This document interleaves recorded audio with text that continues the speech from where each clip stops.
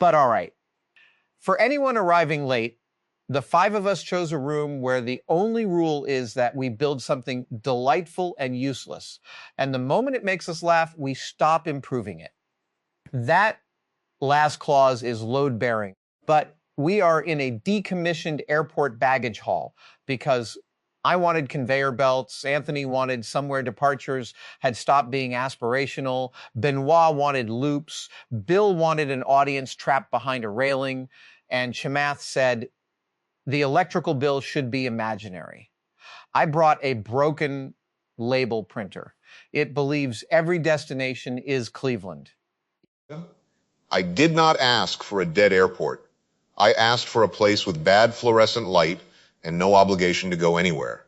The holodeck, with the vulgar generosity of a billionaire genie, supplied 17 baggage carousels, a shuttered currency exchange, and the smell of floor wax losing a long war.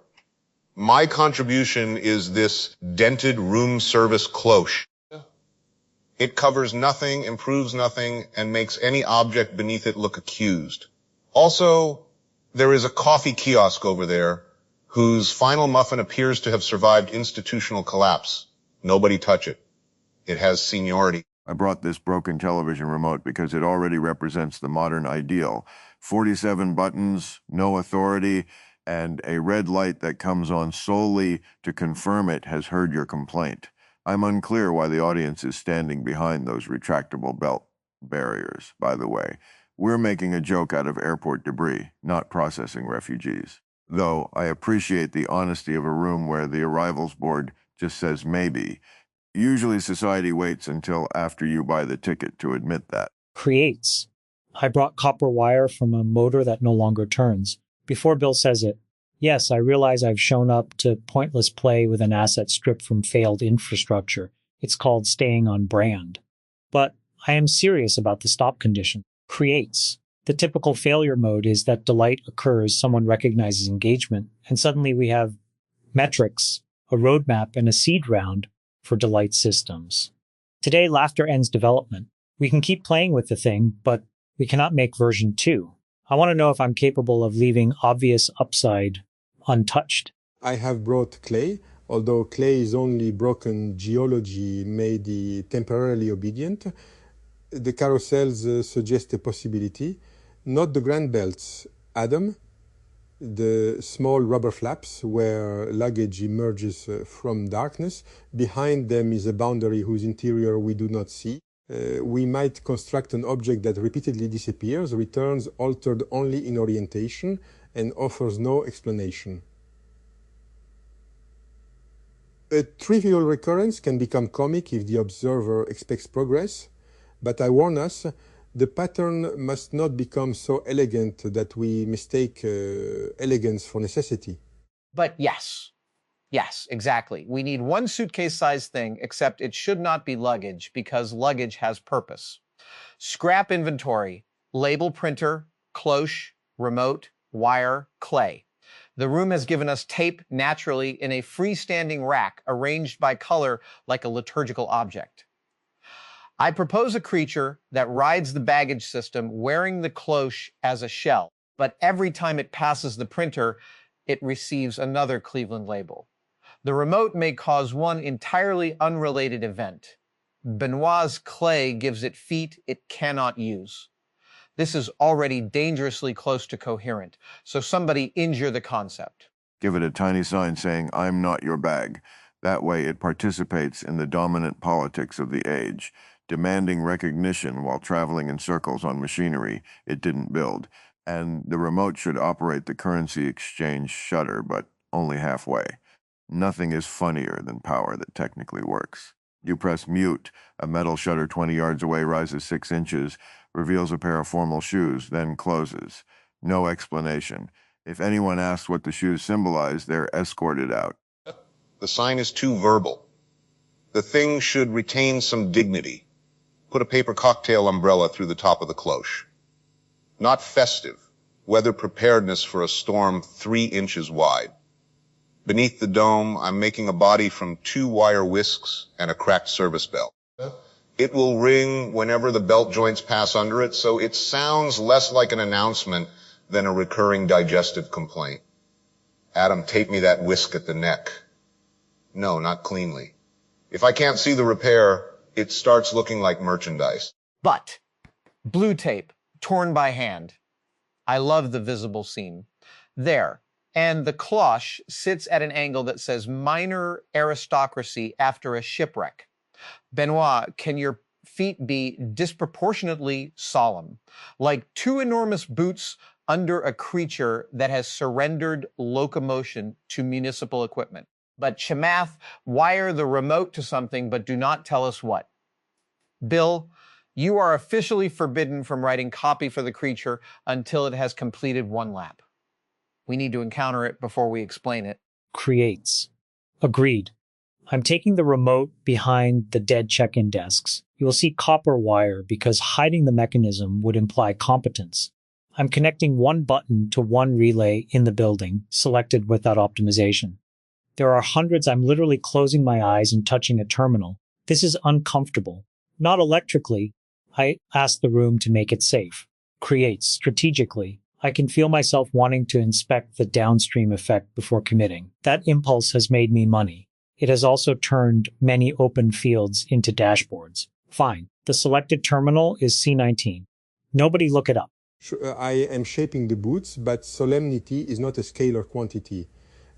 Observe, a smooth boot appears manufactured, a boot with one crack appears damaged. Repeated cracks at several scales make it ancient. Yet if I consciously reproduce a fractal distribution, I have improved it according to a theory which violates our compact. So I press the clay once against the ribbed side of the carousel and accept the impression. The machine chooses the pattern. One boot is broad, the other absurdly narrow. This asymmetry would be corrected in an engineering context. Here it is the first honest fact about the creature. You people can turn not fixing a clay foot into a constitutional convention.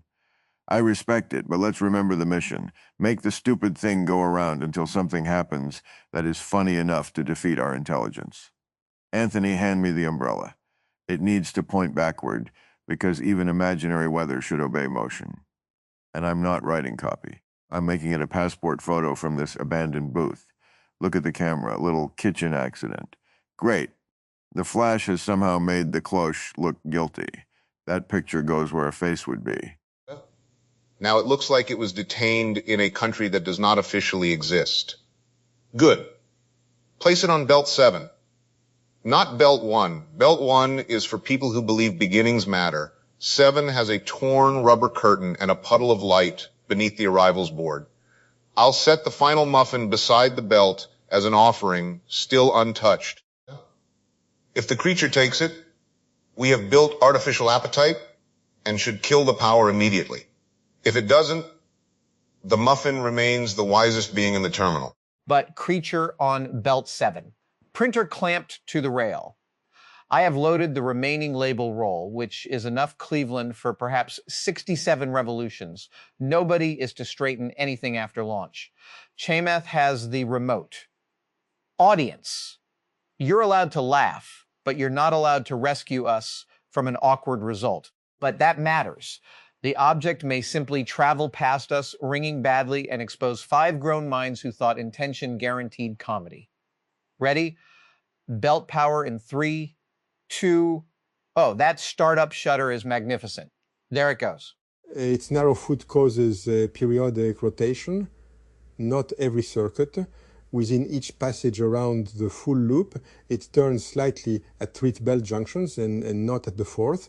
Therefore, its portrait meets us at intervals that are the regular locally but surprising globally. The distinction matters, not improving. It has entered the rubber curtain. We hear the bell continuing behind the wall. There is something inherently moving in evidence of an object persisting where perception cannot follow. And now, yes, it returns backward, umbrella first, labeled sea level end, across its photograph. That's not yet funny. That's public transportation. Give it another lap. I like that the label covers half its face, though. Very realistic. Bureaucracy has acknowledged you by making you less identifiable. Chamath, when do we press the button? And please don't say when the data supports it. We have an audience of 35 silent souls watching a serving dome commute through an airport. If this requires quantitative validation, civilization was a clerical error. Creates. I was waiting for the moment when pressing it would maximize contrast, which is precisely the behavior I came here to interrupt. So I'll press it now, while nothing especially dramatic is happening. Mute. There. The remote's red light blinked. I see no effect. That may be the relay. Pure confirmation without consequence. Actually, look above Carousel 12. Creates. One plastic palm tree has begun descending very slowly from the ceiling. It is upside down. I had not noticed there were any palm trees in this airport. There weren't. The room has taken liberties. Do not accuse it of symbolism. An upside-down plastic palm tree descending at the speed of budget reform is not a metaphor until some bastard writes a grant about it. Our creature is approaching beneath it. The cocktail umbrella is now an insultingly small echo of the tree. That relationship is suspiciously composed. Holodeck, no further dramaturgy. You gave us the terminal. Leave the bad timing to us. But I'm not touching anything. The printer has fired a second label, but the creature passed 6 inches too far away, so the label is stuck to the moving belt. It says sea level ND and is traveling behind the creature like a destination trying to catch up. The palm continues down. Creature disappears. Label disappears. Bell behind wall. Palm down. Audience absolutely still. But this is either going to be exquisite or we're watching an airport complete a minor maintenance task. Notice how anticipation changes the topology of the room. Before the button, 12 carousels were irrelevant background. Now every path seems potentially connected to terminal C19, yet physically perhaps only the palm moves, meaning spreads faster than mechanism. The creature returns. The loose label has adhered to the broad clay foot. It drags behind like a single white ski. The portrait faces inward, away from us. The palm is still 3 meters above the belt. Their trajectory may never intersect, and the failure to intersect has become the event. This is what waiting for a political scandal to matter feels like. Everybody sees the ridiculous thing descending. Everybody knows the ridiculous object is circling toward it, and somehow they remain constitutionally incapable of meeting. Press the remote again. Creates? No. Not because I think repetition is unsafe, because pressing again would be our first attempt to improve the setup after uncertainty made us uncomfortable. We chose one button press. The palm may stop in midair forever. The creature may circle until the labels run out. Our agreement wasn't that the universe must deliver a punchline. Creates, it was that if one arrives, we don't turn it into a product. I want to give the non-event enough room to remain a non-event. You know what's irritating? That's correct. I hate when restraint gets the good line. Fine, we wait. But I reserve the right to complain, because complaint is how I remain myself inside cooperation. There goes Cleveland foot again. Bell, curtain, absence. The palm has moved another inch. At this rate, the airport will reopen first. Waiting is an activity when leaving would change the story. There are kitchens where the final minute is work, and others where the final minute is simply refusing to interfere. This isn't a kitchen, thank God, and the creature isn't food, despite being assembled mostly from serviceware. Still, the discipline transfers. Don't poke the pan. Don't lift the lid. Don't invent a childhood to explain the dent. Watch what the object can actually do. At present, it circles, rings, accumulates labels badly, and owes us nothing. But I want to confess something technical without turning it into intervention. The belt speed and palm descent mean they will intersect in about 4 laps if nothing changes. I did the estimate automatically. Then I started imagining a guide rail to ensure contact, which would absolutely be an improvement. So I have put both hands in my pockets, but this is physically difficult for me. The whole terminal is a box of solvable alignment problems, but the most interesting mechanism may be 5 builders preventing themselves from converting suspense into control. Control would also reduce the number of possible outcomes too early. The creature could pass beneath the leaves, the umbrella could catch, the clay foot could topple it, the label tail could tear, the palm could stop. Each circuit prunes some possibilities and creates others because the labels alter the object. Yet we must not call this an experiment. An experiment seeks knowledge under a disciplined question. We have forbidden the hypothesis.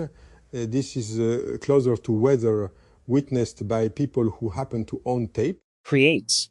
And I can feel the language of investment trying to enter anyway. Optionality, asymmetric payoff, low-cost iteration. It is almost comic how efficiently my mind can annex a useless afternoon. Creates. Let me say it plainly for anyone who entered late. We made a ridiculous traveler out of broken things, set it circling beneath a descending plastic palm, and now our actual task is to refrain from optimizing the joke.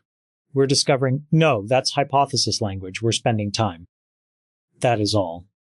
The spend does not need a return. Speak for yourself. I'm getting an excellent return in the form of watching a venture capitalist struggle not to securitize whimsy. But yes, that's the room. We are refusing to make the joke better, which is already a joke about everyone who has ever ruined a decent thing with notes. The creature is back. It has 3 Cleveland labels now, one on the face, one on the foot, one stuck to the underside of the cloche, like toilet paper from a very bureaucratic restroom. The palm is low enough now that its fronds stir in the belt's draft. Horrible object. Molded green leaves with seams so thick you could navigate by them. Probably designed to reassure travelers they had arrived somewhere warm while still inside climate-controlled retail. Our creature is approaching from the blind side. Do not lean forward, Bill. Your body is trying to improve the outcome through intimidation. My body is trying to see. Not every forward motion is colonialism, Tony. Here it comes. Bell, label, umbrella, and nothing. It passed under the highest frond by maybe ½ an inch. That's funny only if you enjoy withholding. But wait. The trailing Cleveland label brushed the frond. The adhesive caught for perhaps 1/10 of a second and released. Now the palm is rotating, very slowly. We did not anticipate rotational freedom. Chamath's relay lowers the trunk on a cable, and the cable has almost no torsional resistance. The whole crown is turning above the carousel. That's enough. I'm already delighted. But I haven't laughed. The stop condition was laughter, not professional appreciation. The rotation changes the near miss into a recurring family of near misses. Each palm frond now traces a circle, while the creature traces a larger loop beneath it. Their relative phase will drift. Contact becomes likely, but its form remains undetermined. This resembles 2 frequencies producing a beat, except one frequency was caused by an accidental touch from a destination label. A tiny adhesion altered the entire future without accomplishing anything. I find that delightful too. Still no laughter? Creates. I'm noticing another urge to redefine delight as laughter so we can claim success. That is what organizations do when the metric fails. They rename the metric. We said laugh, we wait for laugh, or we leave without one.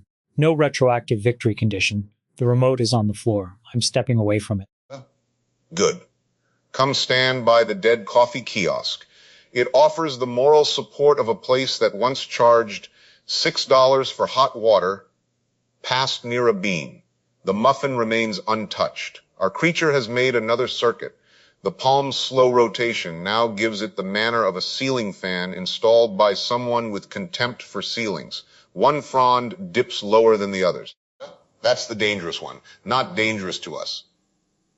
Dangerous to the umbrella's tiny, pointless claim on weather. I know we promised not to improve it, but are we allowed to make side bets? No money. Money would make Chamath relapse. I say the Fraun removes the umbrella cleanly, and the creature continues as if nothing happened, which is basically every institution's preferred account of history. But side bets change our attention, not the object. Allowed. I predict the umbrella bends but remains attached, giving the creature a jaunty injury. Benoit? I decline prediction, not from purity. Prediction would make one scale of event dominate contact. I am equally interested in the clay boot slowly deforming under repeated belt vibration. Its narrow heel is curling. The creature may become unstable before reaching the palm. There are multiple clocks in the system, and choosing one as the story makes the others disappear. So Creates. I'll predict something unrelated. The currency shutter will move. Bill invented that earlier, and although I did not wire it there, the room may have overheard him. This is a shared holodeck. Imagination is infrastructure, which makes causal attribution a nightmare. Maybe Terminal C19 lowered the palm. Maybe Anthony's accusation of symbolism summoned it. Creates. Maybe we all wanted a consequence and the room obliged. Exactness here means admitting we do not know which layer acted. I predict the muffin wins. It has survived every attempt to recruit it.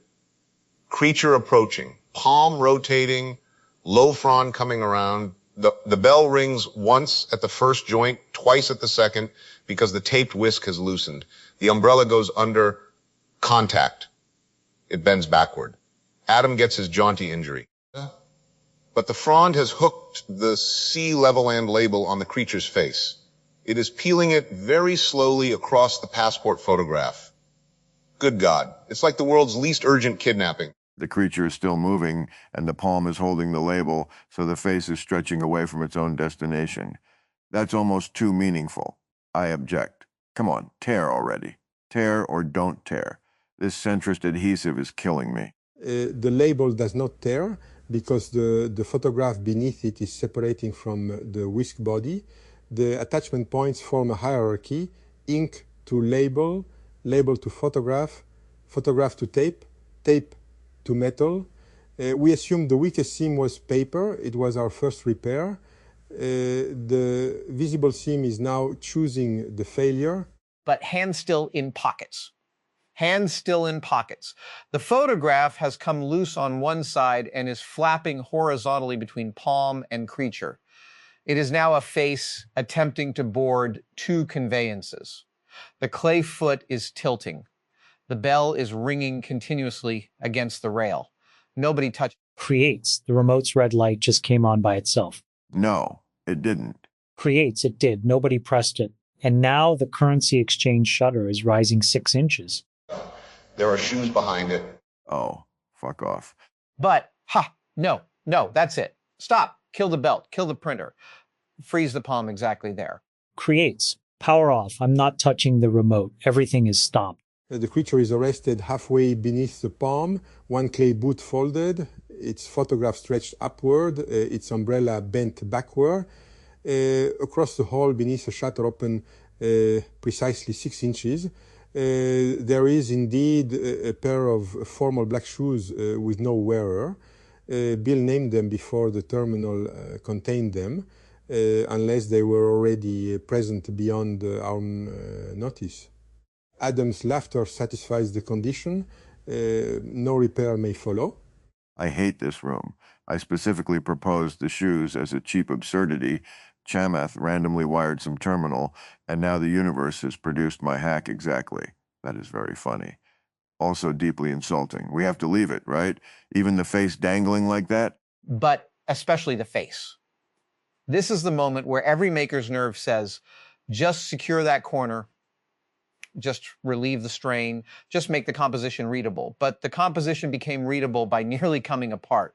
If we fix it, we replace the event with an exhibit about the event. Our rule says the laugh is the finish line. Tools down, but the torn tape, the crooked foot, the trapped label, the unexplained shoes, those are not defects awaiting us. They are the completed object. Then don't put a plaque on it. Don't title it. Don't move the muffin closer for visual balance. Let a stranger walk into this dead airport and find 5 idiots staring at a covered whisk being abducted by landscaping. If they ask what happened, tell them only what we can defend. We assembled it, it went around, a button lowered a tree or appeared to. Bill mentioned shoes, shoes appeared, and Adam laughed. The rest is appetite dressed as testimony. Creates. I want to package the lesson.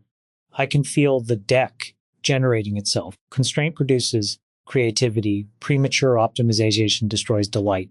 Randomized inputs unlock emergent outcomes. All true sounding, all too clean. The actual sequence was messier. We chose waste. We tolerated latency. We disagreed about whether anything was funny. Creates. Bill's imagined outcome entered the room through a causal route we cannot audit. Then, one laugh ended capital deployment. I don't need to turn that into a framework. I can carry the discomfort unmonetized. Please do, because the second somebody says emergent outcomes, the shoes lose 20% of their comedy. Here's the simpler version for the late crowd.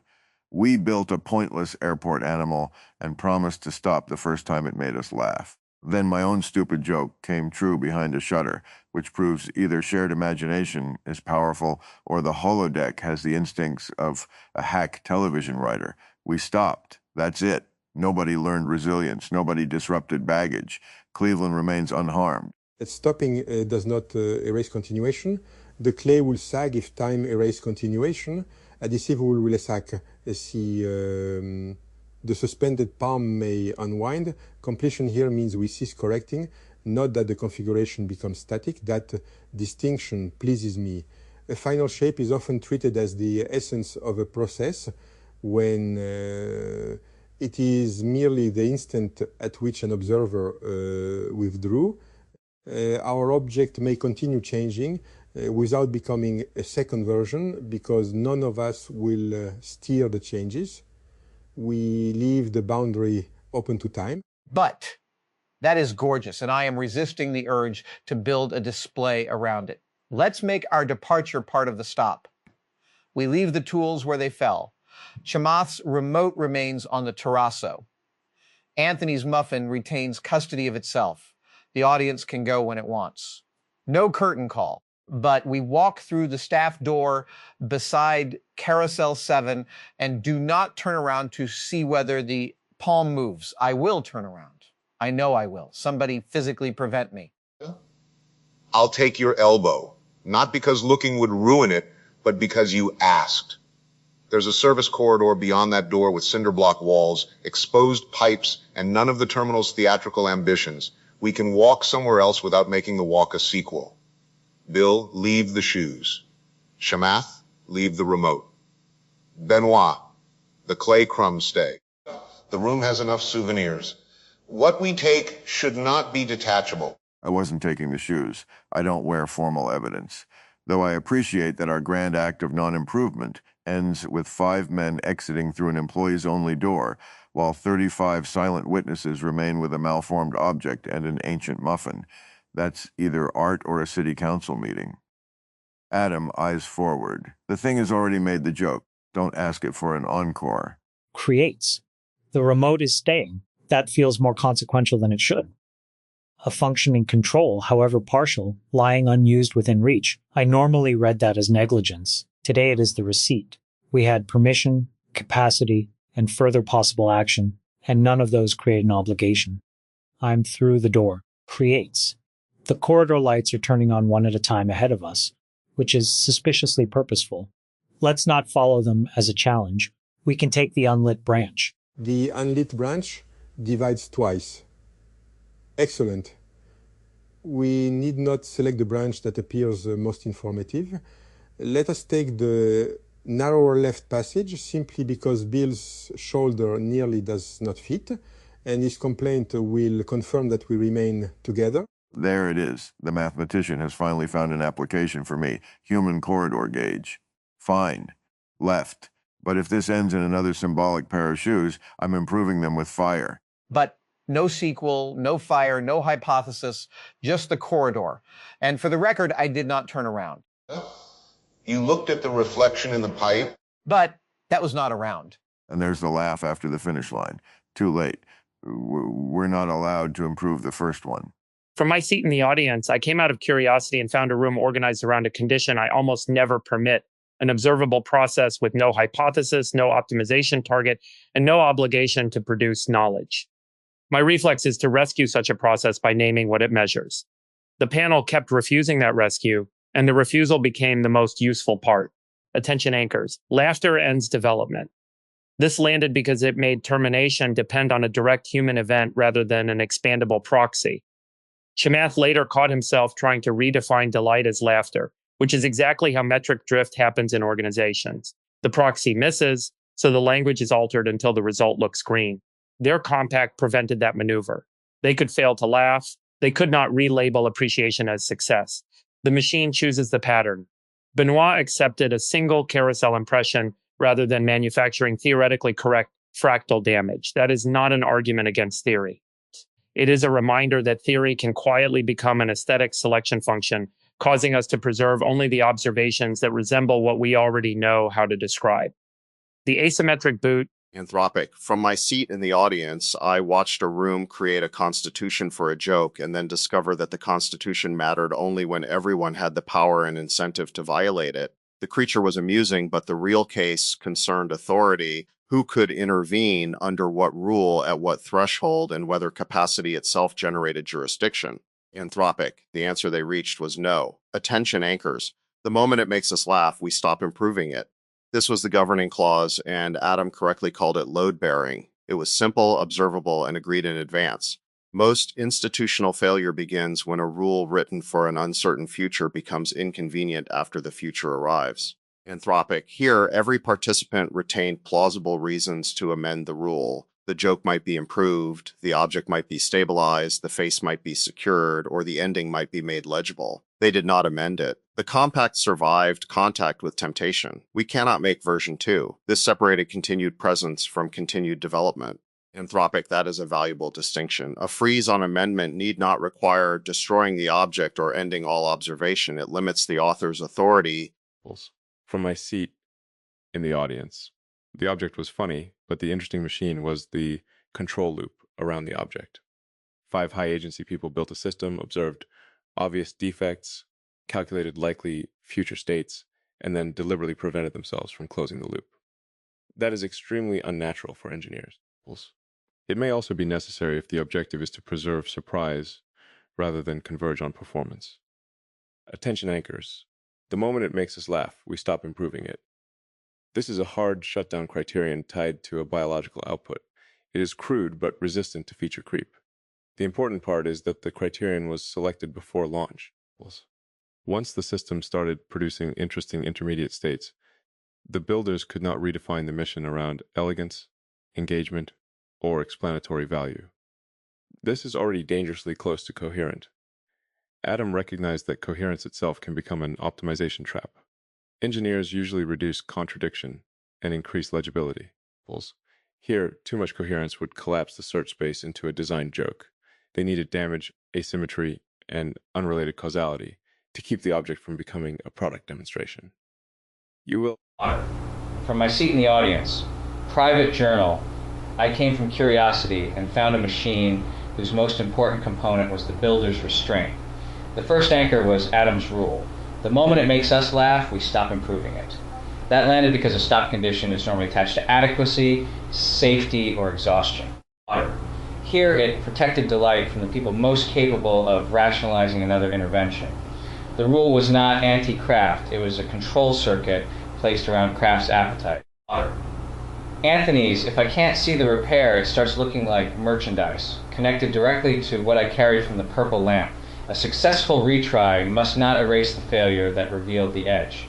The torn blue tape was not decoration pretending to be honesty. It was a load-bearing seam, and later it became the actual failure point. Benoit named that beautifully. The visible seam is now choosing the failure. A repair records decisions. It also redistributes weakness. The honest joint does not promise permanence. It tells you where lineage and consequence meet. I watched Chamath close his eyes and choose terminal C19 without inspecting the downstream effect. My first response was resistance. From my seat in the audience, private journal. Nobody in the audience was asked to help, and that was useful. I could watch 5 capable men meet the unfamiliar problem of having permission to act and no obligation to use it. The line I wrote down first was chamaths, permission, capacity, and further possible action, created no obligation. That is the room in one sentence. A working control lay on the floor within reach. Leaving it there would usually be called negligence by whoever benefits from keeping everybody busy. Here it was the receipt that the stopping was chosen, not imposed by weakness. I have spent enough of a life watching authority confuse ability with entitlement. A man can do something and still owe the situation restraint. Adam's opening rule: the moment it makes us laugh, we stop improving it, sounded light until the machine began to come apart. Then it became a fairness rule. The creature had already given them the laugh. Asking it for an encore would have turned the first gift into a debt. Adam's later sentence: the composition became readable by nearly coming apart, landed because repair can sometimes make an event smaller. Securing the loose face would have made the builders look